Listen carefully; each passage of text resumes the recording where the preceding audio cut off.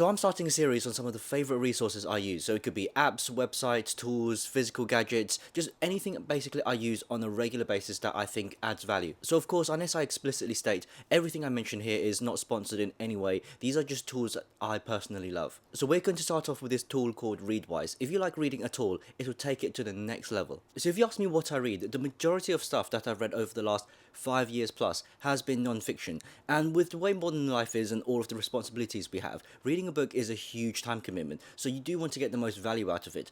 But the issue is, in the past, if I've read a book from cover to cover, which would take me a while, and if you come back to me, say, just a month later, and ask me to talk about the book and describe different things, details of the book, or all of the chapters, I would have forgotten most of it. And multiple studies actually back this up, showing that if we read something just once and we never revisit it again, over the long term, we only retain an incredible 10% of what we've read. So here's where Readwise comes in. It uses something called spaced repetition. The idea is if you read something once, it will gradually decay in your memory down to that 10% that we mentioned. But with spaced repetition, what it does is, but the whole idea of Readwise is that it interrupts that forgetting curve by over time showing you that information back again at different intervals. And every time it shows you that information again, you forget less and less, and where it tails off goes up. So instead of 10%, it might be 20% next time, and 30%, and so on. Now, of course, you could just do what I did when I was very young and just reread the entire book, but of course that's too time consuming and we don't really have time for that nowadays. Instead, with Readwise, it integrates when you're reading the book. So for example, if you're reading the book on a Kindle, all you need to do is highlight a certain section